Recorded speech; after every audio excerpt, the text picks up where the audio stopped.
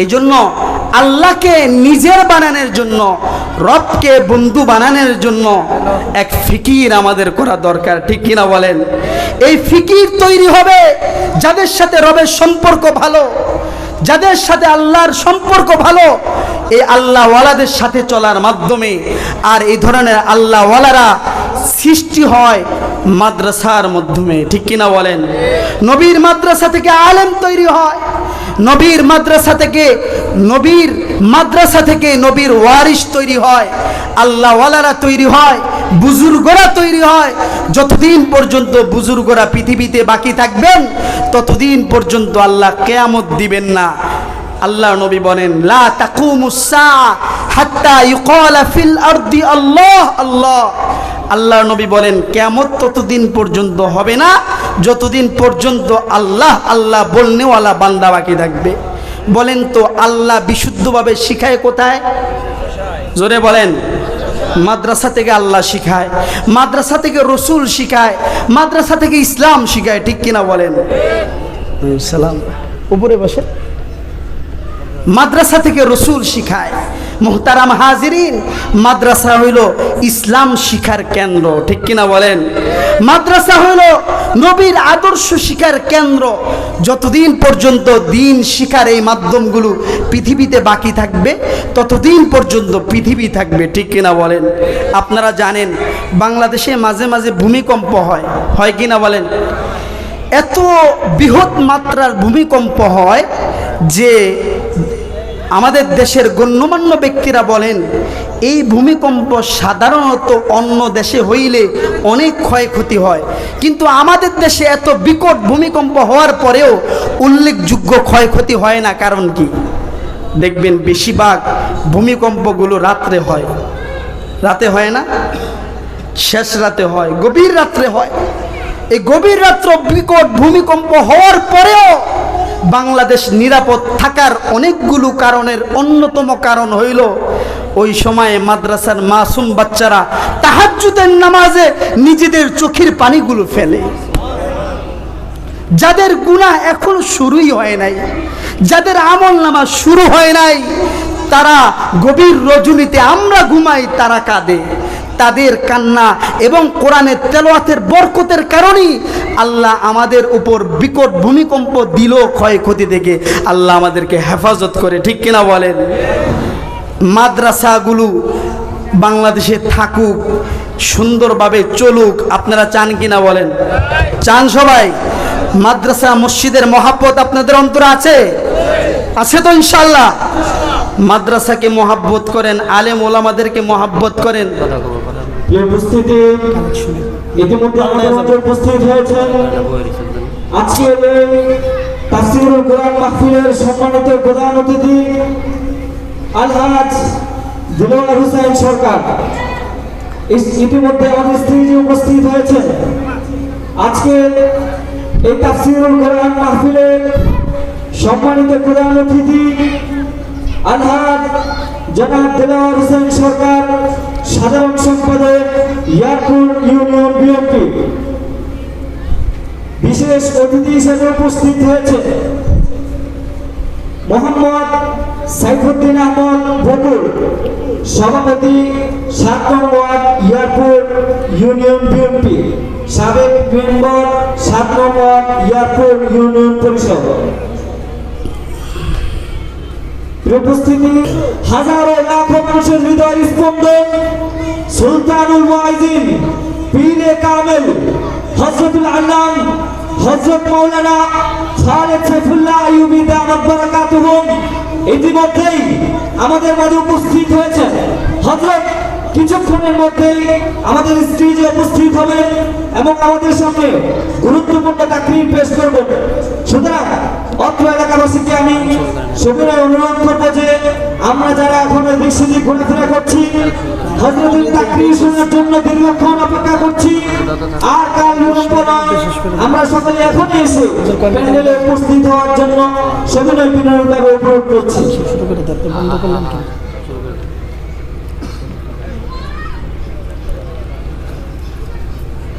তো বলতেছিলাম, দ্বীনি মাদ্রাসাগুলো আমাদের বাংলাদেশের জন্য একটা রহমত। ঠিক কিনা বলেন? কারণ এখানে কোরআনের তেলাওয়াত হয়, এখানে নবীর হাদিস শেখানো হয়। আপনারা হয়তো অনেকেই জানেন, পৃথিবীর বড় বড় বিজ্ঞানীরা মহাকাশগুলো চাঁদে পর্যন্ত ভ্রমণ করে। তো ওনারা যখন ভ্রমণ করে, ওনারা দেখছেন যে পৃথিবীর দিকে তাকিয়ে দুইটি জায়গাতে বিশাল আলোর মতো প্রজ্বলিত হয়ে দুইটা জায়গা আছে। তো ওনারা এটা ফলো করে যখন পৃথিবীর দিকে আসে, তো দেখে একটা হলো বাইতুল্লাহ আল্লাহর ঘরের জায়গা, আরেকটা হলো রসুলের রওজা মদিনাতুল মুনাওয়ারা। সুবহানাল্লাহ বলেন। এই দুইটা হলো আমাদের মার্কাজ। আর এই মার্কাজগুলোর অন্যান্য সদস্যগুলো হইল দ্বীনি মাদ্রাসা এবং আল্লাহর ঘর মসজিদ। ঠিক কিনা বলেন? মুহতারাম হাজিরিন, তো মাদ্রাসা মসজিদগুলো হইল আমাদের জন্য রহমত। যে এলাকায় একটা দ্বীনি মাদ্রাসা প্রতিষ্ঠিত হয়, আমরা তো বিভিন্ন ধরনের বক্তব্য দেই, কথা বলি, প্রকৃতপক্ষে এখানে কোরআন তেলাওয়াতের কারণে এখানে আল্লাহর রহমত নাজিল হয়। সুবহানাল্লাহ গণ। মুহতারাম হাজিরিন, এই ধরনের দ্বীনি মাদ্রাসাগুলো যতদিন থাকবে ততদিন এখান থেকে আহলে দ্বীন, নবীর ওয়ারিস উলামা ইকরাম তৈরি হবে। যে উলামা ইকরামের মাধ্যমে পথহারা মানুষগুলো পথের দিশা পাবে, সুন্নতবিহীন মানুষগুলো সুন্নতওয়ালা হবে। কিন্তু এই মাদ্রাসাগুলো সাধারণত সরকারের অধীনে না, সরকার এগুলোর প্রতি নজর দেয় না। এগুলো চলমান থেকে আমরা 10 জনের মাধ্যমে। ঠিক কিনা বলেন? আর 10 মিলে যেই কাজ করা হয়, ওই কাজের ভিতরে একটা রহমত থাকে, বরকত থাকে। ঠিক কিনা বলেন? মাদ্রাসা এখানে আসছে দেখেই তো আজকেই একটা দ্বীনি মজলিস কায়েম হয়েছে। আপনারা জানেন, সকলেই ঘোষণা হয়েছে ইতিপূর্বে, আমিও বলেছি।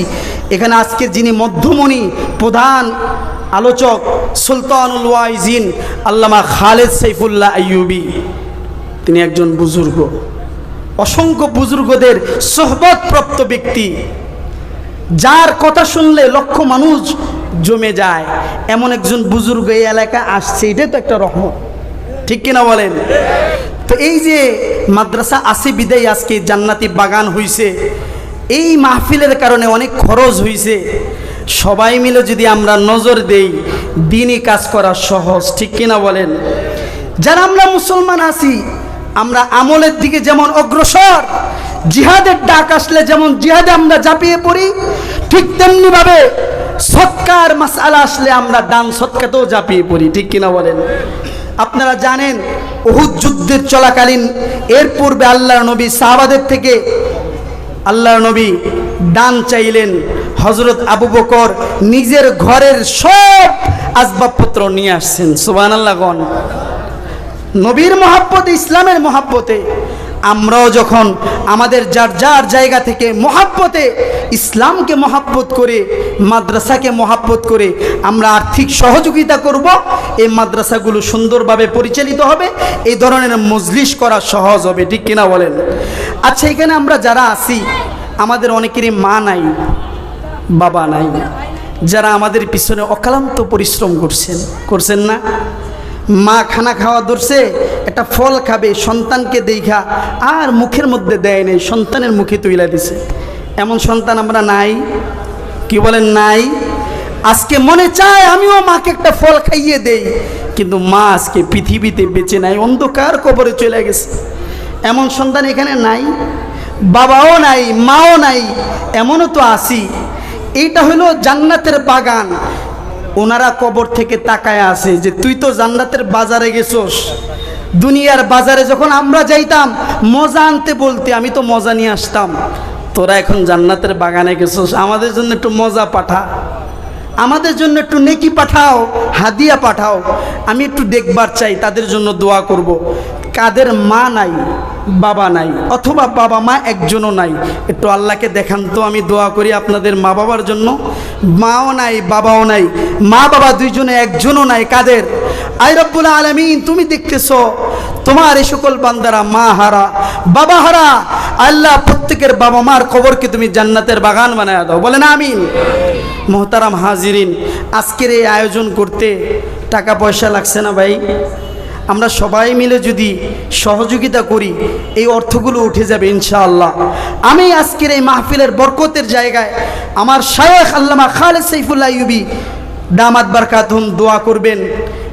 সর্বপ্রথম নবীর একজন আশিক দেখতে চাই, যে আল্লাহর নবীকে মহাব্বত করে, আল্লাহর রসুলের ঘরকে মহাব্বত করে, বাবা মার অন্ধকার কবরে নেকি পাঠানোর উদ্দেশ্যে আজকের এই জায়গায় 10,000 টাকা দেওয়ার নিয়ত করবে। সর্বপ্রথম যিনি নিয়ত করবেন, পরবর্তীতে যত লোক দান করবে সবার সব আপনি একাই পাইবেন। সুবহানাল্লাহ, সবার সব আপনি একা পাবেন। এই জন্য প্রথমে আমি একজন আল্লাহর বান্দা দেখতে চাই।